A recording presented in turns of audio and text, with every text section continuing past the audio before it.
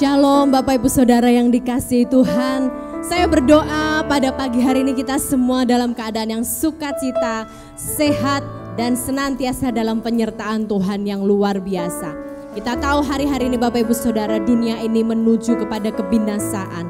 Tetapi seperti kata Paulus dalam Efesus 4 dikatakan bahwa kamu tidak demikian, karena kita semua telah belajar mengenal Kristus.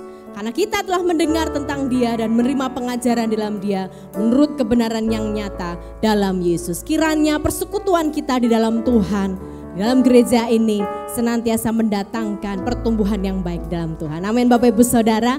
Mari kita akan bersyukur di hadapan Tuhan pagi hari ini. Mari kita angkat tangan kita mau datang kepada Dia, katakan kami bersyukur Tuhan.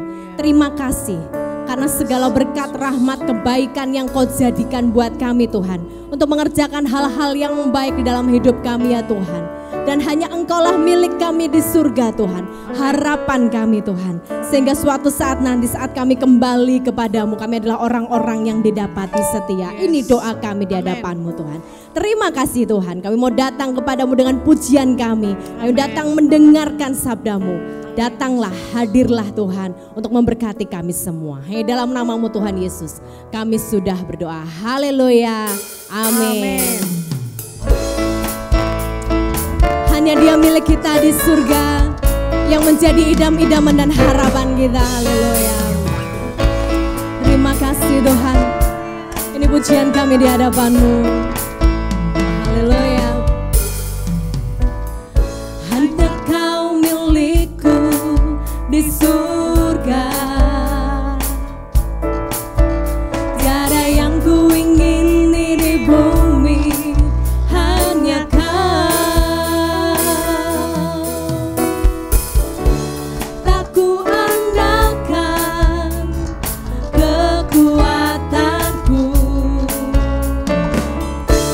namun yang pasti Kau tetap selamanya Allah sumber kuatku, Allah sumber kuatku, Allah sumber kuatku dan bagianku selamanya, selamanya.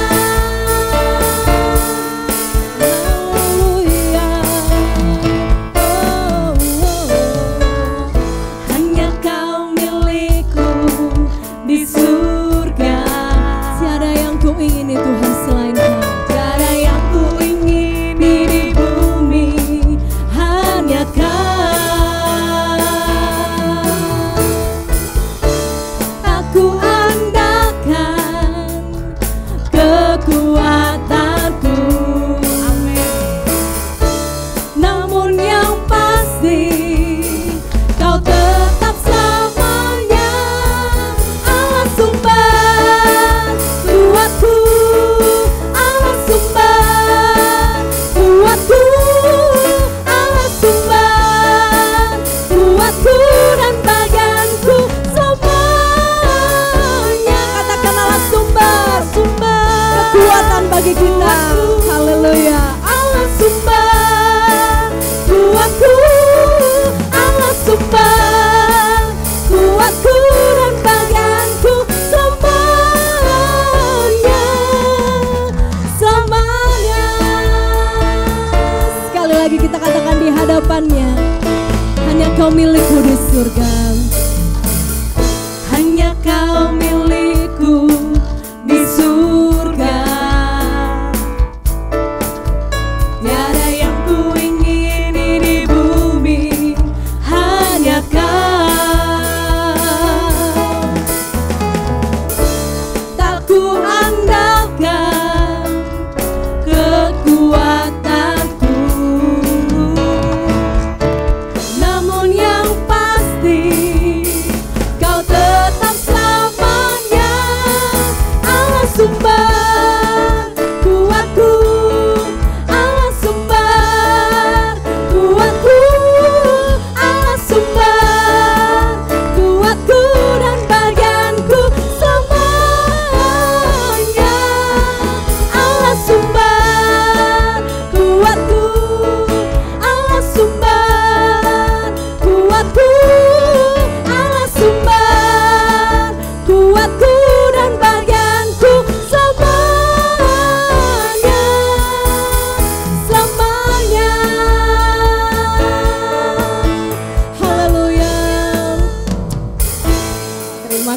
kasih Tuhan.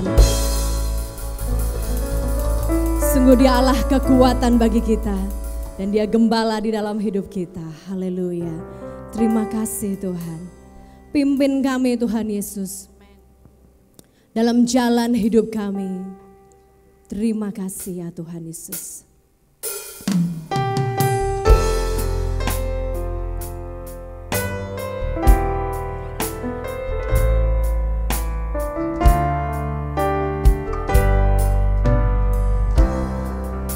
Katakan di hadapannya, Tuhan Kau gembala kami. Tuhan Kau gembala kami, tuntun kami domba-Mu. Berilah kami menikmati hikmat pengorbanan-Mu. Tuhan Yesus, Juru Selamat, kami ini milik-Mu. Tuhan Yesus, Juru Selamat, kami ini milik-Mu. Haleluya. Janji-Mu Kau terima kami, walau hina bercela. Ya Tuhanku, yang berdosa Kau sucikan, Kau bebaskan yang lemah. Tuhan Yesus, Juru Selamat, kini kami berserah. Tuhan Yesus, Juru Selamat, kini kami berserah.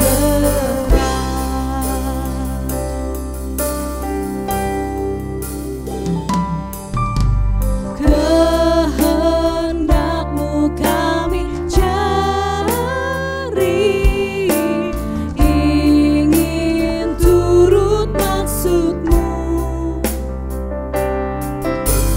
Tuhan isi hati kami dengan kasih-Mu penuh. Tuhan Yesus, haleluya, Juru Selamat, tak terhingga kasih-Mu. Tuhan Yesus, Juru Selamat, tak terhingga kasih-Mu. Katakan Tuhan Yesus, Tuhan Yesus, haleluya, Juru Selamat, tak terhingga kasih-Mu. Tuhan Yesus, Juru Selamat, tak terhingga kasih-Mu. Tuhan Yesus, Juru Selamat, tak terhingga kasih-Mu. Tuhan Yesus, Juru Selamat, tak terhingga kasih. Sekali lagi katakan Tuhan Yesus, Tuhan Yesus, Juru Selamat, tak terhingga kasih-Mu. Haleluya. Tuhan Yesus, Juru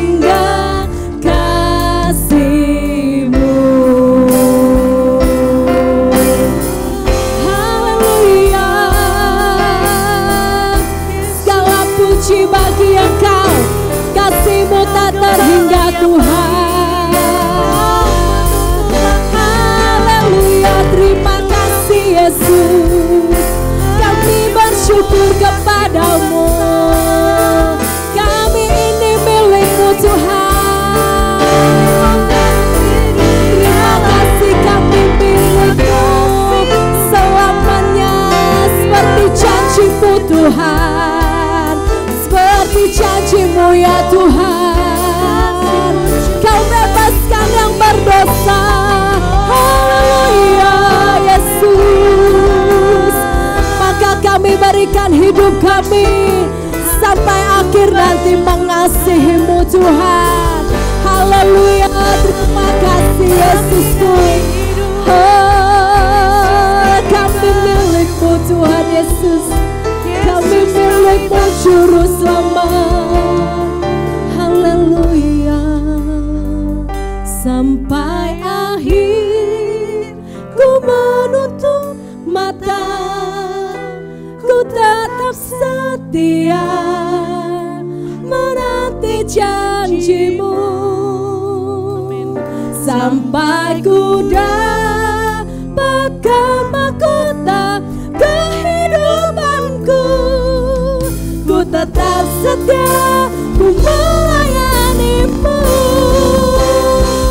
Sampai akhir ku menutup mata, ku tetap setia menanti janji-Mu. Sampai ku dapatkan mahkota kehidupanku, ku tetap setia, ku melayani-Mu. Kami angkat tangan kami. Sampai akhir ku menutup mata, ku tetap setia menanti janji-Mu. Ya Tuhan, haleluya, kehidupanku, ku tetap setia, ku melayani-Mu. Ku tetap setia, ku melayani-Mu. Ku tetap setia, ku melayani-Mu.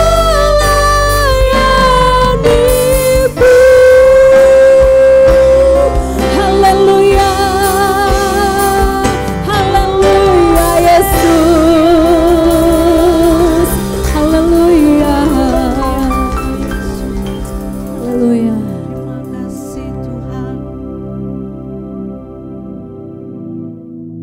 Shalom Bapak Ibu saudara-saudari dan jemaat Tuhan yang dikasihi oleh Tuhan. Kita bersyukur kalau kita kembali boleh beribadah dan kita sudah menyembah dan memuji nama Tuhan. Nanti tiba saatnya kita akan mendengar firman Tuhan. Mari kita berdoa terlebih dahulu sebelum firman Tuhan kita akan dengarkan bersama-sama. Bapa, terima kasih buat waktu ini. Kami tetap mencari Engkau, kami lapar akan firman-Mu. Berkati kami dengan firman-Mu, urapi hamba-Mu dan kami semua. Biar firman itu membawa kami kepada kebenaran yang menguduskan kami, yang meluruskan hidup kami. Kami sambut firman-Mu ya Bapa, di dalam nama Tuhan Yesus. Amin. Baik Bapak Ibu saudara-saudara yang dikasihi oleh Tuhan, firman Tuhan pada saat ini akan saya sampaikan adalah sebuah rangkaian dari khotbah minggu yang lalu mengenai 5 contoh dosa bangsa Israel.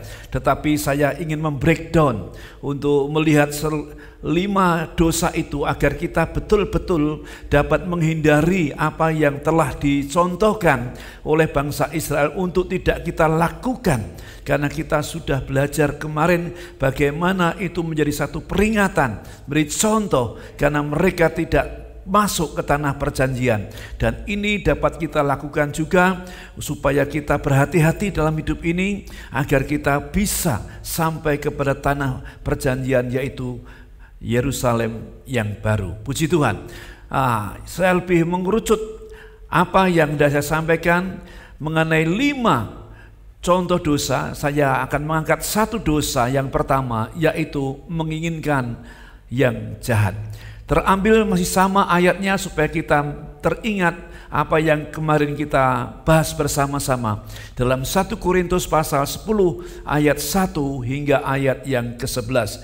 Kita akan baca demikian firman Tuhan.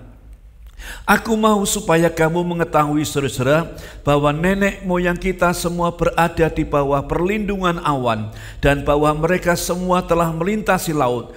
Untuk menjadi pengikut Musa mereka semua telah dibaptis dalam awan dalam laut. Mereka semua makan makanan rohani yang sama, dan mereka semua minum minuman rohani yang sama, sebab mereka minum dari batu karang rohani yang mengikuti mereka, dan batu karang itu ialah Kristus. Tetapi sesungguh pun demikian, Allah tidak berkenan kepada bagian yang terbesar dari mereka, karena mereka ditewaskan di padang gurun. 6.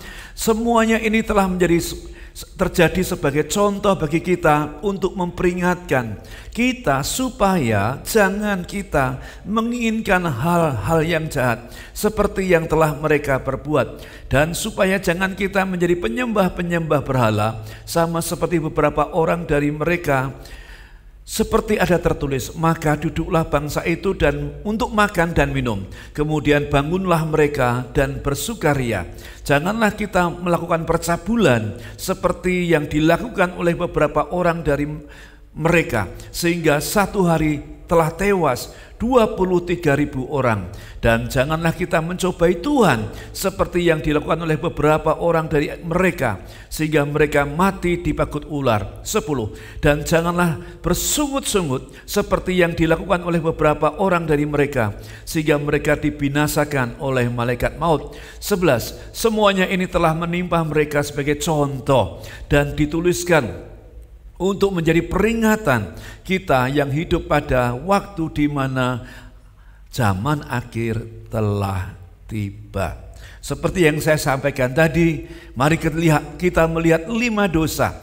Kita melihat satu persatu, dan pada saat ini kita belajar tentang dosa dari bangsa Israel, yaitu menginginkan yang jahat, yang terambil dari ayat yang ke-6 dari ayat-ayat yang kita baca tadi. Saya bacakan sekali lagi. Semuanya ini telah terjadi sebagai contoh bagi kita untuk memperingatkan kita supaya jangan, ada kata perintah, supaya jangan kita menginginkan hal-hal yang jahat seperti yang telah mereka perbuat. Jadi penekanannya adalah kita melihat supaya jangan kita menginginkan hal-hal yang jahat seperti yang mereka Israel perbuat. Mari kita akan lebih mendalami apa yang dimaksudkan dengan kata menginginkan hal-hal yang jahat. Kata menginginkan hal yang jahat ditulis dalam terjemahan bahasa Inggris dengan kata desires of evil things, ya. Jadi itu terambil dari bahasa Yunani yang ditulis demikian, epitemetas kakon, ya. Dari kalau kita diparsing, ya, kita dibagi, maka epitemetas itu dari 2 suku kata, epi yang adalah kata atas, dan timos yang berarti hasrat, keinginan. Jadi kalau saya mencoba melihat kebenarannya, artinya adalah passion that build on what is contrary to the will of God, atau semangat atau gairah untuk membangun apa yang bertentangan dengan kehendak Allah. Jadi epitemetas adalah sebuah semangat, sebuah gairah yang kita bangun untuk melawan, untuk hal-hal yang bertentangan dengan kehendak Tuhan. Luar biasa, ya. Dalam doa Bapa kami kita diajarkan supaya datanglah kerajaan-Mu dan jadilah kehendak-Mu. Apakah hidup kita ini diwarnai dengan sebuah tindakan perbuatan yang kita melakukan kehendak Allah, bukan sebaliknya, yaitu bertentangan, contrary to the will of God, suatu bertentangan dengan kehendak Allah. Nah, latar belakang penulisan ayat dalam Korintus ini adalah sebuah cerita, sejarah, ya, yang terdapat dalam perjalanan bangsa Israel. Itu terdapat dalam Bilangan pasal 11 ayat 4, ayat 18, ayat 31 sampai 34. Sengaja saya mencoba mengambil bagian yang penting saja karena keterbatasan waktu yang ada.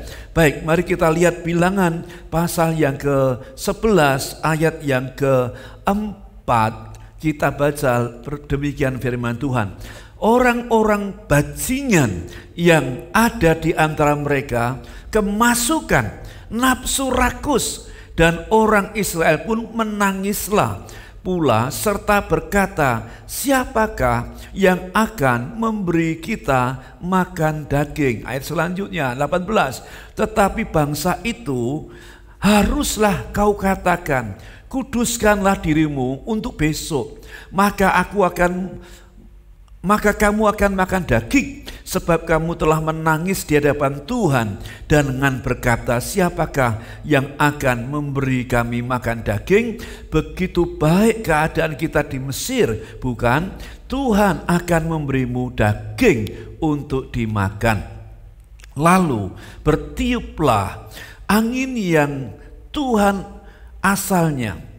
dari Tuhan asalnya, dibawanyalah burung-burung puyuh di sebelah laut dan dihamburkannya ke atas tempat perkemahan dan di sekelilingnya kira-kira sehari perjalanan jauhnya ke segala penjuru dan kira-kira 2 hasta tingginya dari atas muka bumi. 32. Lalu sepanjang hari dan sepanjang malam dan sepanjang hari besoknya bangkitlah bangsa itu mengumpulkan burung-burung puyuh itu. Setiap orang sedikitnya mengumpulkan 10 homer. Kemudian mereka menyebarkan lebar-lebar sekeliling tempat perkemahan. 33. Selagi daging itu ada di mulut mereka sebelum dikunyah, maka bangkitlah murka Tuhan terhadap bangsa itu, dan Tuhan memukul bangsa itu dengan sesuatu tulah yang sangat besar. 34. Sebab itu dinamailah tempat itu Kibrot Ta'awa, karena di sanalah dikuburkan orang-orang yang bernafsu rakus. Nah, Bapak Ibu yang dikasihi oleh Tuhan, inilah latar belakang penulisan kitab dalam Korintus tadi yang kita baca bersama-sama. Mengapa kemudian diangkat oleh Paulus? Karena itu merupakan satu kesalahan atau dosa dari bangsa Israel yang dilakukan pada waktu mereka keluar dari tanah Mesir dan menuju dalam padang gurun selama 40 tahun, yang nanti akhirnya membawa mereka untuk masuk ke tanah perjanjian. Nah, di tengah-tengah perjalanan itu mereka dihinggapi, ya, bahkan karena dekilnya bangsa Israel, karena tegar tengkuknya bangsa Israel itu, sehingga penulis kitab Bilangan, kitab Taurat ini menyebut mereka dengan julukan orang-orang bajingan, yang ada di antara mereka kemasukan nafsu rakus. Nah, saudara, ini yang hendak kita pelajari ya dalam ayat yang keempat tadi, Bilangan pasal 11, saya highlight dengan huruf merah dan saya garis bawahi, yaitu nafsu rakus. Nah, nafsu rakus tadi membuat bangsa Israel pada waktu itu menangis serta berkata kepada Musa, siapakah yang akan memberi kita makan daging? Bapak, Ibu, saudara yang dikasihi Tuhan, tadi saya mengatakan bahwa peristiwa ini terdapat pada waktu bangsa Israel dalam perjalanan.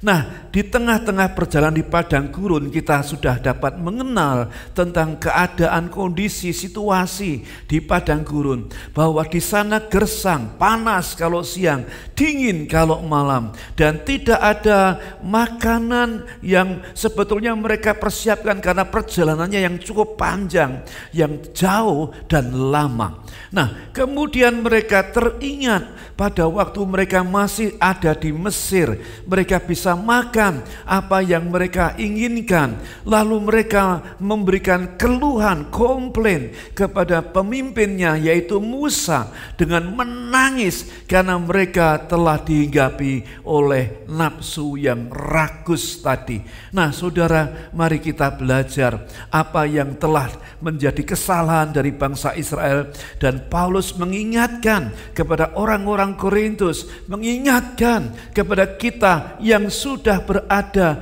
di zaman akhir. Baiklah, mari kita lihat apa yang diajarkan firman Tuhan kepada kita mengenai nafsu rakus tadi. Kata nafsu rakus tadi ditulis dalam bahasa Inggris, ada beberapa ya yang menggunakan kata lust ya, atau nafsu, atau greedily, yaitu sebuah keserakahan ya, atau yang lain mengatakan he had yielded to craving ya, yang dalam penulisan bahasa Ibrani adalah ta'awah ya, artinya adalah telah menghasilkan keinginan, had yielded to craving. Nah saudara, jadi setelah mereka dihinggapi nafsu tadi ya, lalu mendatangkan sebuah keinginan, lalu mereka sampai menangis dan mengeluh, dia komplain kepada Musa. Nah mari kita belajar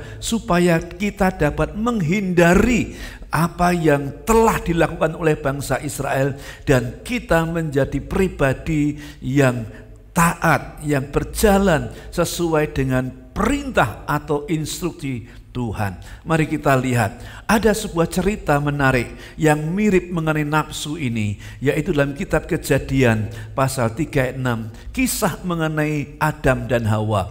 Bagaimana si iblis yang datang kepada Hawa melalui bentuk ular itu. Demikian ceritanya. Perempuan itu melihat bahwa buah pohon itu baik untuk dimakan dan sedap kelihatannya. Lagi pula pohon itu menarik hati karena memberi pengertian. Lalu ia mengambil buahnya dan dimakannya, diberikannya juga kepada suaminya yang bersama-sama dengan dia, dan suaminya pun memakannya. Nah sebetulnya menarik ya, karena apa? Tuhan sudah menyediakan semua kebutuhan manusia, Adam dan Hawa di Taman Eden. Semua boleh dimakan, kecuali hanya satu pohon saja yang buahnya tidak boleh dimakan, yaitu buah pengetahuan. Bapak Ibu saudara-saudara yang dikasihi Tuhan, sebetulnya kalau melihat tentang kebutuhan, mereka tidak butuh lagi makan daripada buah tadi, tetapi karena keinginan tadi, seperti yang kita lihat tadi, sebuah keinginan yang besar daripada Hawa dan Adam, sehingga mereka mengambil buah yang dilarang, yang disampaikan Tuhan kepada mereka. Mereka dikatakan melihat pohon itu ya baik untuk dimakan dan sedap kelihatannya, yang menimbulkan sebuah keinginan. Lagi pula pohon itu menarik hati. Saudara ya, mengapa mereka makan? Karena menarik hati, karena memberi pengertian, lalu mengambil dari buahnya untuk dimakannya. Nah Bapak Ibu yang dikasihi oleh Tuhan, bukankah kita ini juga sama? Kita harus membedakan antara keinginan dan kebutuhan. Acap kali dalam hidup kita ini lebih banyak kita ingin mendapatkan atau menikmati itu sesuatu yang bersifat keinginan. Nah, ta'awah tadi ya, sehingga mendatangkan sebuah kesalahan. Nah, kita akan lihat lebih jauh lagi bagaimana kalau tadi cerita mengenai jatuhnya manusia di Taman Eden, itu juga karena keinginan. Kalau soal lapar, ada banyak buah-buahan di Taman Eden itu yang jauh lebih bisa dinikmati rasanya, tetapi karena keinginan, karena baik kelihatannya, dan dikatakan memberi mereka pengertian. Dalam Filipi pasal 3 ayat 19 dikatakan, kesudahan mereka ialah kebinasaan. Ini bicara mengenai orang-orang di jemaat di Filipi.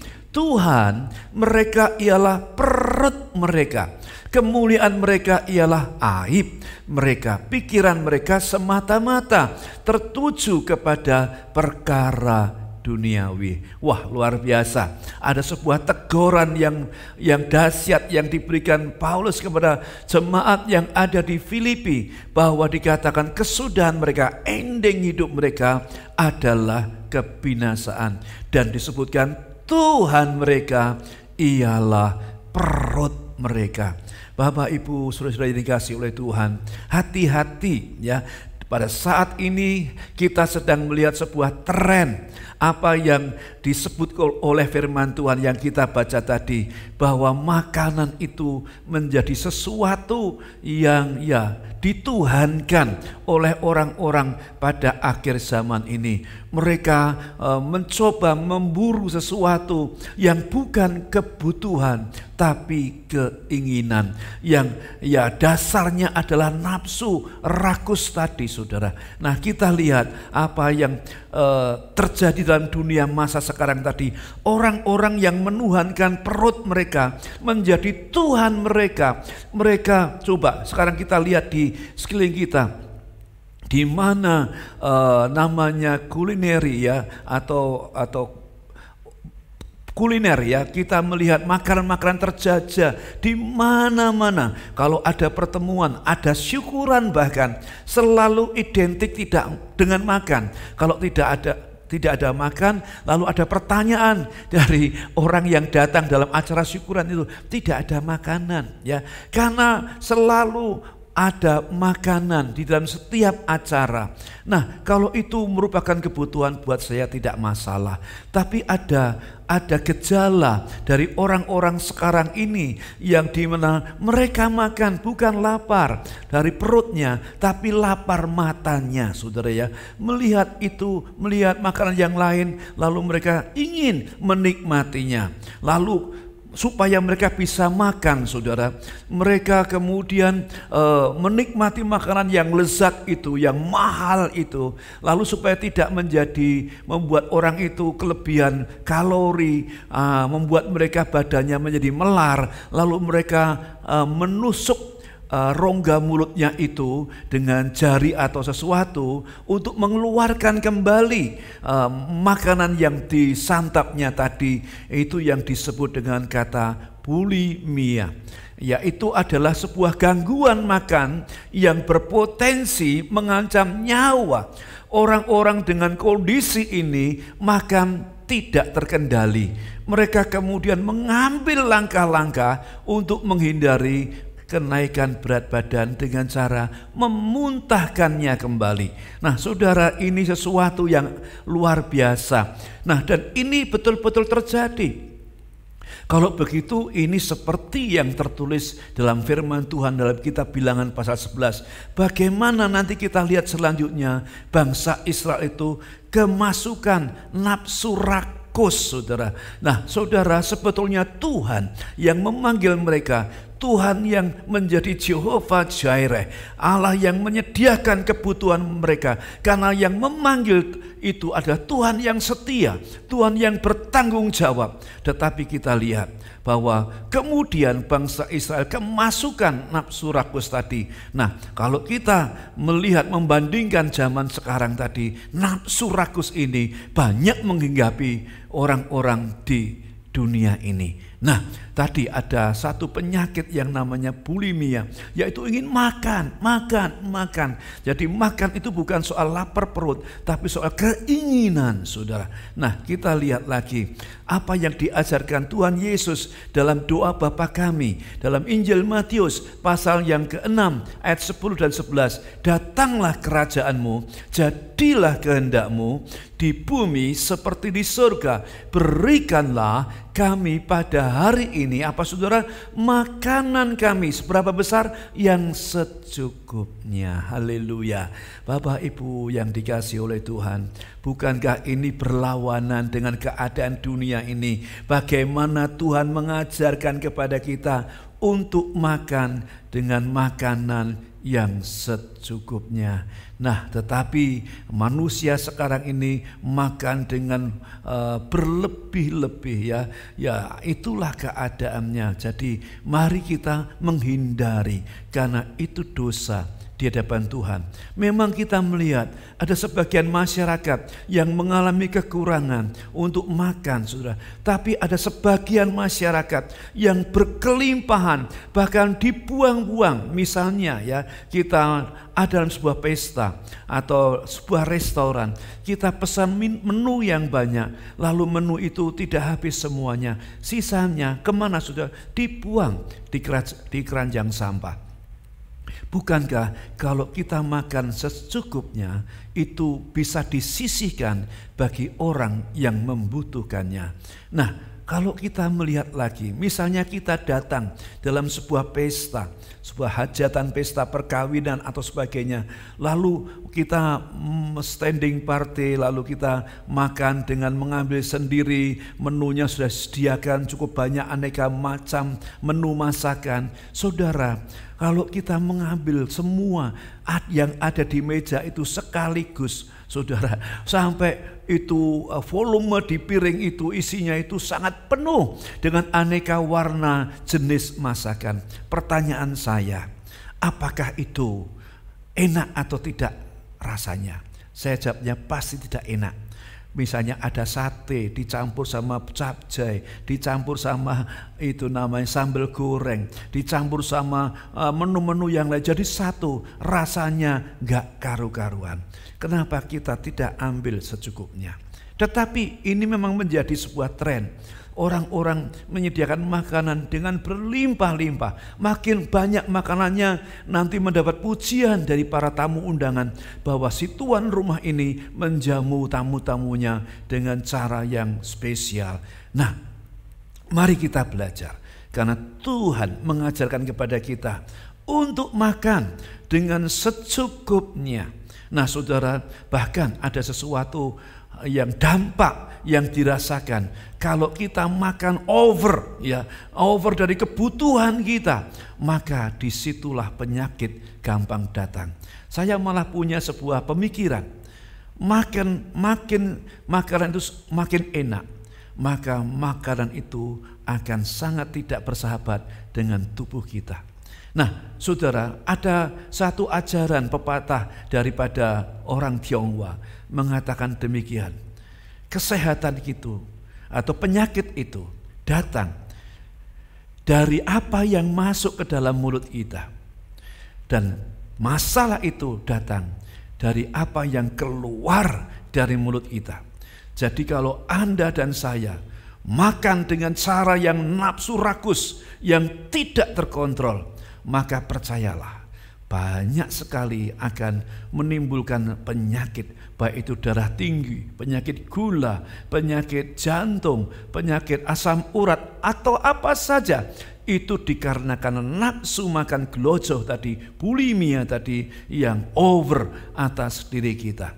Mari kita lihat selanjutnya apa yang diajarkan dalam kitab Roma pasal 14 ayat 17. Sebab kerajaan Allah bukanlah soal makanan dan minuman, tetapi soal kebenaran, damai sejahtera, sukacita oleh Roh Kudus. Haleluya. Saudara yang dikasihi Tuhan, mari kita kembali kepada firman Tuhan. Ya, bagaimana kita berpikir dan berorientasi tentang kerajaan Allah. Dan kerajaan Allah dikatakan bukanlah soal makanan dan minuman. Bukanlah, tetapi ya soal kebenaran, soal damai sejahtera dan sukacita oleh Roh Kudus. Itu jauh lebih bernilai, itu jauh lebih penting daripada makanan yang kita dapatkan. Haleluya. Nah, Bapak Ibu yang dikasihi oleh Tuhan, karena kalau kita melihat cerita tadi ya, bagaimana bangsa Israel tadi dihukum oleh Tuhan karena mereka telah mengeluh kepada Musa bahwa mereka ingin makan daging. Nah, lalu kemudian ayat 31 yang kita baca tadi, lalu bertiuplah angin dari Tuhan yang asalnya dibawanya lah burung-burung puyuh. Nah, saudara, ada yang namanya miracle, relevant miracle atau Tuhan mengadakan mujizat itu melalui apa yang ada. Nah, dikatakan walaupun Tuhan dapat melakukan from nothing to something, tapi Tuhan juga bisa berkreasi melalui alam ini. Dikatakan tadi bahwa Tuhan membawa burung-burung puyuh itu dari sebelah laut dan dihamburkannya ke atas tempat perkemahan dan sekelilingnya. Kira-kira sehari perjalanan jauhnya ke segala penjuru dan kira-kira 2 hasta tingginya dari atas muka bumi. Nah, inilah berkat dari Tuhan. Karena mereka mengeluh tentang makanan daging, Tuhan memberikan burung puyuh itu luar biasa. Dikatakan untuk itu luasnya, volumenya yang diukur, dikatakan itu jauhnya sehari perjalanan jauhnya. Kalau manusia itu berjalan 8 jam, satu jam itu kira-kira 45 kilometer. Maka kalau 5 kali 8 itu panjangnya 40 kilometer. Saudara ya, nah, bayangkan 8 kali 5, 40. Lalu mengenai ketinggiannya ada 2 hasta. Nah, 2 hasta itu, 1 hasta itu kurang lebih 45 cm. Ada 90 cm kali 40 kilo di atas permukaan bumi. Nah, saudara, mereka bisa kenyang dengan penyediaan yang Tuhan berikan, yaitu burung puyuh. Tetapi manusia itu tidak pernah puas. Dikatakan ayat 32, lalu sepanjang hari dan sepanjang malam dan sepanjang hari esoknya bangkitlah bangsa itu mengumpulkan burung-burung puyuh itu. Setiap orang sedikitnya mengumpulkan 10 homer. Nah, Bapak Ibu yang dikasihi oleh Tuhan, bayangkan setiap orang mereka mengambil dan mengumpulkannya 10 homer. 1 homer itu sama dengan 220 liter atau 58 galon. Jadi kita bisa bayangkan satu orang mengumpulkan berapa, saudara? Dikatakan tadi 1 orang 10 homer kali 220. Saudara bisa bayangkan ada 2.200 liter atau ada 580 galon. Nah, saudara, mereka tamak, mereka rakus. Kalau kita lihat ayat selanjutnya dikatakan demikian. Terdapat dalam ayat yang ke-33. Selagi daging itu ada di mulut mereka sebelum dikunyah, maka bangkitlah murka Tuhan terhadap bangsa itu. Dan Tuhan memukul bangsa itu dengan suatu tulah yang sangat besar. Sebab itu dinamailah tempat itu Kibrot Ta'awa, karena di sanalah dikuburkan orang-orang yang bernafsu. Nah, saudara, dikatakan mereka rakus, ya, mereka makan daging yang masih ada dalam mulut mereka sampai penuh, karena mereka seperti orang yang kelaparan, orang yang tidak pernah makan. Nah, saudara, maka datanglah murka Tuhan, bangkitlah murka Tuhan, lalu Tuhan memukul bangsa itu dengan suatu tulah yang sangat besar. Nah, banyak orang, ribuan orang akhirnya dibunuh Tuhan di tempat itu. Dan tempat itu kemudian disebut sebagai tempat disebut Kibrot Ta'awa, karena di sanalah dikuburkan orang-orang yang bernafsu rakus. Nah, kita akan belajar bersama-sama apa yang diajarkan firman Tuhan tadi mengenai hal kerakusan tadi. Bilangan pasal 11 ayat 34. Sebab itu dinamailah tempat itu Kibrot Ta'awa, karena di sanalah dikuburkan orang-orang yang bernafsu rakus. Kata Kibrot Ta'awa adalah grave of the longing atau lasting, atau kuburan dari orang-orang yang bernafsu, atau orang-orang yang longing, yang menginginkan dari nafsu tadi, ya, dikatakan lasting, dari nafsu, karena Tuhan membenci tindakan mereka yang sangat rakus terhadap apa yang Tuhan telah berikan. Bapak Ibu yang dikasihi oleh Tuhan, kembali kepada aplikasi atau implementasi bagi masyarakat sekarang ini. Buat kita yang sedang hidup pada akhir zaman yang telah tiba ini, bukankah gejala ini nampak juga di sekitar kita? Orang-orang yang bernafsu rakus. Nah, firman Tuhan dalam hal doa Bapa kami, Tuhan mengajarkan, berikanlah kepada kami makanan kami yang secukupnya. Makanlah sesuai dengan kebutuhanmu, bukan karena keinginanmu. Nah saudara, karena Tuhan itu di pemandangan Tuhan itu disebut berdosa. Saya berdoa kiranya kita menjadi orang Kristen yang tidak bernafsu rakus, hanya mengejar makanan dan menjadikan perut mereka sebagai Tuhan mereka. Ingat, Tuhan membinasakan bangsa Israel di Kibrot Ta'awa. Mereka tidak masuk tanah perjanjian karena nafsu mereka. Kita kendalikan mulut kita, ya. Kita makan dengan ucapan syukur atas berkat yang Tuhan berikan kepada kita. Saya yakin kalau kita menikmati apa yang Tuhan berikan dengan rasa syukur, itu sangat bermanfaat bagi tubuh dan kesehatan kita. Tuhan memberkati. Mari kita tundukkan kepala.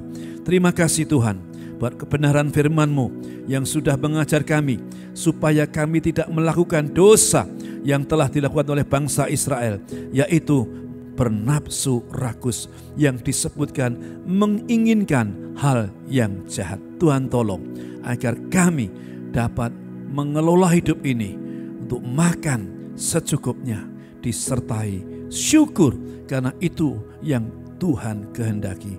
Tuhan tolong kami supaya kami dalam perjalanan hidup ini, dalam iman kami boleh sampai kepada tanah perjanjian, yaitu surgawi, Yerusalem baru sebagai the final state, tempat yang Tuhan janjikan bagi kami orang yang percaya. Berkati setiap orang yang telah mendengarkan firman yang disampaikan pada saat ini, bila mereka menjadi pendengar sekaligus pelaku firman Tuhan. Terima kasih Bapa, di dalam nama Tuhan Yesus kami sudah berdoa. Haleluya. Amin.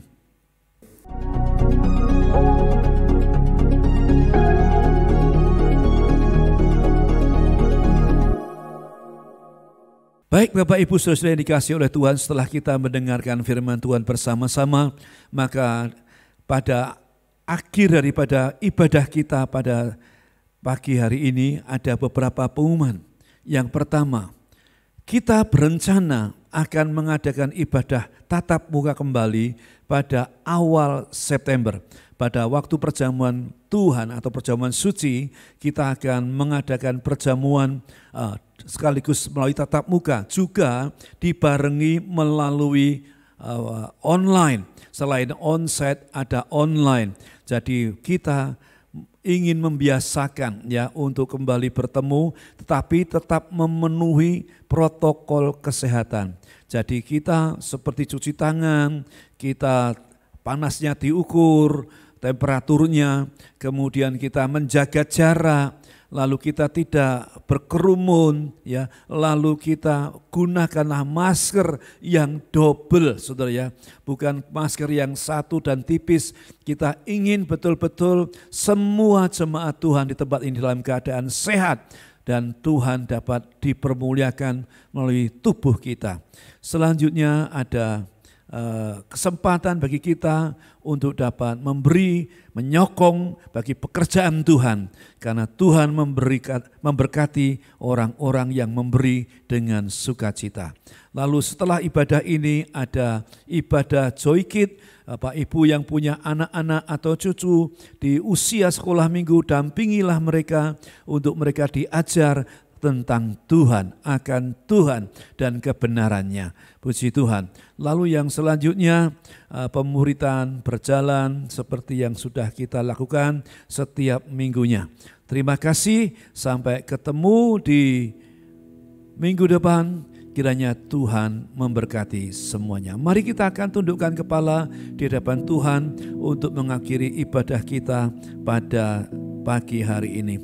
Terima kasih Tuhan buat penyertaan-Mu, buat berkat-Mu dalam ibadah yang kami lakukan pada pagi hari ini. Tuhan Yesus, kami adalah umat-Mu, kami adalah biji mata-Mu, kami terlukis di telapak tangan-Mu. Tuhan, Engkau yang mengenal siapa kami, mengenal keperluan kami, mengenal kesehatan kami, mengenal pergumulan kami. Tuhan yang menolong kami, karena kami berserah kepada Tuhan, kami mengandalkan Tuhan. Berkatilah jemaat-Mu Tuhan, keluarga demi keluarga, pribadi lepas pribadi, pekerjaan mereka. Tuhan memberkati kesehatan mereka. Tuhan sertai dan bungkus dengan darah-Mu. Bahkan Engkau kirim para malaikat-Mu Tuhan, melindungi mereka sehingga mereka dijauhkan dari sakit penyakit. Berkatilah masa depan kami, berkatilah pendidikan kami, dan berkatilah pelayanan kami. Pakailah kami tetap mau bermisi, kami mau tetap berbuah di tengah wabah ini Tuhan. Terima kasih, kami serahkan sidang jemaat-Mu ke dalam tangan-Mu. Terima kasih. Sekarang sidang jemaat Tuhan, angkatlah tangan kita, hati kita, iman kita kepada Tuhan. Demikian perkataan firman Tuhan. Tuhan memberkati engkau dan melindungi engkau.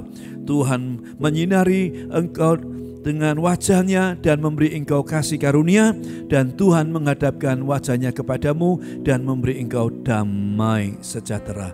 Terima kasih. Sekarang Bapak Ibu yang dikasihi oleh Tuhan, terimalah berkat yang datang dari Bapa di surga, anugerah kasih sayang di dalam Tuhan kita Yesus Kristus, serta persekutuan dengan Roh Kudus yang tinggal bersama kita sampai Tuhan Yesus datang yang kedua kali. Maranatha. Bila semua yang percaya mengatakan amin. Tuhan memberkati.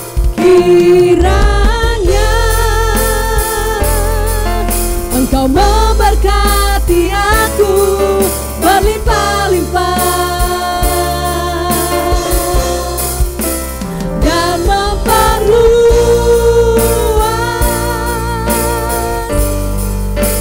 daerahku.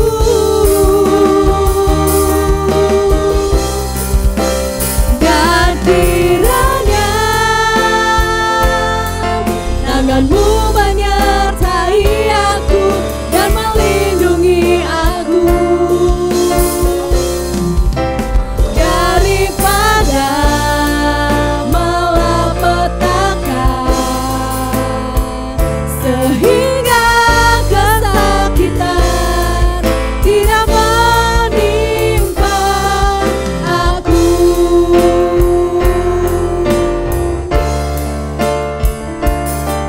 Tuhan mendengarkan dan menjawab doaku.